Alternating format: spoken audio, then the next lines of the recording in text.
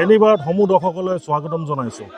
যিহেতু দেখিবলৈ পোৱা গৈছে যে 22 জুলাই এটা ভয়ংকৰ ঘটনা সংঘটিত হৈছিলে শদিয়াত। আপোনাৰ 22 জুলাই দিনাখন এটা শিশুক হত্যা কৰা হৈছিলে।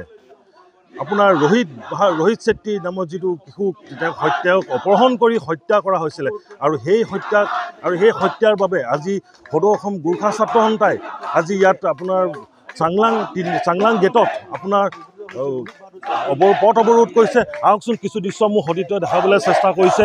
আপোনাৰ সদৌ অসম গোৰ্খা ছাত্ৰ সন্থা তিনিচুকীয়া সমিতিয়ে আজি আপোনাৰ ৰোহিত বাহাদুৰ চেত্ৰীৰ বাবে আজি পথ অৱৰোধ কৰিছে। তেওঁক ন্যায় বিচাৰিছে আৰু বৰ্তমান ইয়াত তিনিচুকীয়া সদৌ অসম গোৰ্খা ছাত্ৰ সন্থাৰ বিষয়ববীয়া আছে।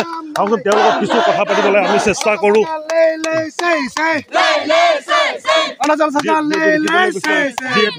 যিহেতু দেখিবলৈ পোৱা গৈছে যে 22 জুলাই দিনাখন যিটো আপোনাৰ নিৰ্মম হত্যা কৰা হৈছিলে, এই বিষয়ে আপুনি কি ক'ব? হয়, এইটো জঘন্য ঘটনা। ইয়াক আমি ঘোৰ নিন্দা কৰিছোঁ। আমি এই থলীৰ পৰা অৰুণাচল চৰকাৰক আমি ধিক্কাৰ জনাইছোঁ। যিহেতু কণমানি শিশু যিধৰণে অপহৰণ কৰি হত্যা কৰি মাটিত পুতি থোৱা অৱস্থাত আজিলৈকে তেওঁলোকে উজাগৰ কৰা নাই।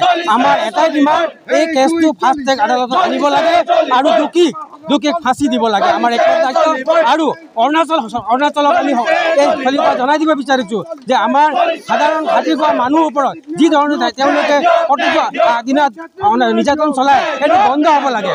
অন্যথা অসমৰ মানুহে কিন্তু সহ্য নকৰে। এই যিবিলাক আমাৰ দুখীয়া খাতি খোৱা মানুহবিলাকক যে প্ৰতিটো দিনত তেওঁলোকে নিৰ্যাতন চলাই আহিছে, সেইটো বন্ধ হ'ব লাগে। এইটোৱে আমাৰ দাবী।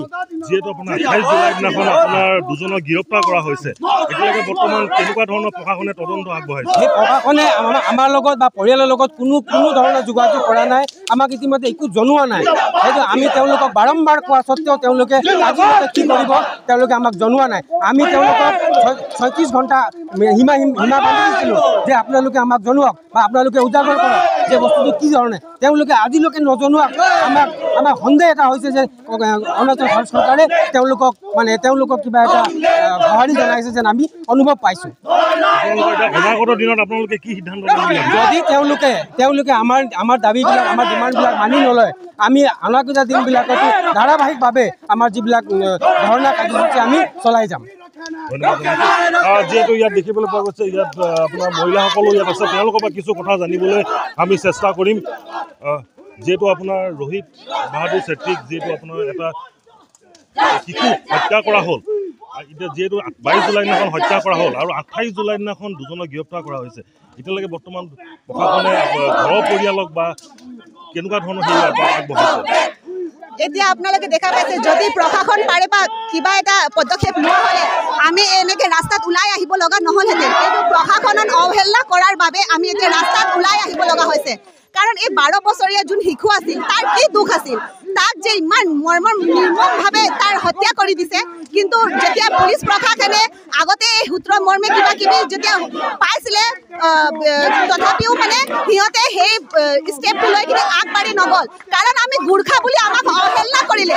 যদি সেই ল'ৰাজন গোৰ্খা নোহোৱা হ'লেহেঁতেন, তেতিয়াহ'লে চাগে অৰুণাচল প্ৰশাসনে আগবাঢ়ি কিনে এই কেছত ভালকে সেই যুঁজ কৰিলেহেঁতেন। কিন্তু আমাৰ গোৰ্খাৰ এটা সৰু ল'ৰা বুলি আমাক এতিয়ালৈকে ন্যায় পোৱা নাই। আমি কেলে ন্যায় পোৱা নাই? সেই 12 বছৰীয়া শিশু এজনী মায়ে 9 মাহলৈকে নিজৰ গৰ্ভত থৈছিলে। 12 বছৰলৈকে নিজৰ পোহপাল কৰি কিনে ডাঙৰ দীঘল কৰিলে। এতিয়া সেই যে মা বাপেকৰ যে কোলাটো খালী কৰি কিনে যে গুচি গ'ল, তাৰ দায়ী কোন হয়? অৰুণাচল প্ৰশাসন দায়ী হয়। অৰুণাচল প্ৰশাসনে ফাষ্ট ট্ৰেক আদালতত দোষীক শাস্তি দিবৰ কাৰণে এতিয়ালৈকে একো ব্যৱস্থা গ্ৰহণ কৰা নাই। আৰু আমি যোনটো কালি সাহায্যৰ কাৰণে দাবী জনাইছিলোঁ, সেই সাহায্যৰ কথাও এতিয়ালৈকে শুনা নাই। কাৰণ আমাক গোৰ্খা বুলি অৱহেলা কৰিছে। এতিয়া গোৰ্খাই কি কৰি দেখাব পাৰে? আমি আজিৰ পৰা এই আন্দোলনত লাগি গ'লোঁ আৰু আমি যেতিয়ালৈকে আমাৰ পীড়িত পৰিবাৰে ন্যায় নাপায়, তেতিয়ালৈকে আমি এই আন্দোলন কৰি থাকিম আৰু চলাই থাকিম। ধন্যবাদ জনাইছোঁ। যিহেতু দেখিবলৈ পোৱা গৈছে যে যেতিয়ালৈকে তেওঁলোকে আপোনাৰ গোৰ্খা ছাত্ৰ সন্থাক ধৰি লগতে যিসকল ইয়াত ৰাইজ আছিলে, তেওঁলোকে যিহেতু কৈছে যে আপোনাৰ যেতিয়ালৈকে দুখীয়া শাস্তি নাপায়, যেতিয়ালৈকে দুখীয়া উচিত শাস্তি নাপায়, তেওঁলোকে ভৱিষ্যতলৈ অনাগত দিনত আৰু জংগী আন্দোলন কৰিব আৰু তেওঁলোকে বিভিন্ন ধৰণৰ পদক্ষেপ আগবঢ়াব। মাজেৰাৰ পৰা মই অভিজিত কাকতি, এনিভাৰত 24।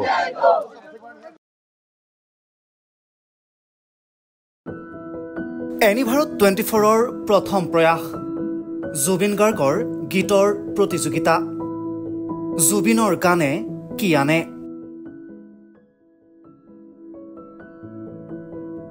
অডিশ্যনৰ বাবে যোগাযোগ কৰক 8638661821 আৰু 8812831556 নম্বৰত এনি ভাৰত 24 উদ্যোগত এটা নতুন সংগীতৰ প্ৰতিযোগিতা আয়োজন কৰা হৈছে য'ত মোৰ গানৰ প্ৰতিযোগিতা হ'ব আপোনালোকে তাত প্ৰতিযোগী হিচাপে আহিবলৈ পাৰিব আৰু মোৰ ফালৰ পৰা আন্তৰিক শুভকামনা জনাইছোঁ আৰু অনুষ্ঠানটোৰ নাম হৈছে গানে কি আনে সকলোকে মৰম জনাইছোঁ সকলোৱে আহক ইয়াত অংশগ্ৰহণ কৰক thank you very much love U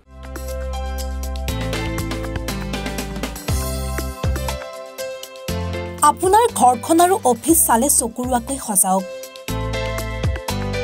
আজি আহক সকলো ধৰণৰ অত্যাধুনিক ফাৰ্নিচাৰৰ বাবে সিটি ফাৰ্নিচাৰ 6 মাইল গুৱাহাটী আমাৰ ঠিকনা 6 মাইল পাঞ্জাবাৰী ৰোড পুৰবিদাৰীৰ সন্মুখত গুৱাহাটী আমাৰ যোগাযোগ নম্বৰ 9435013969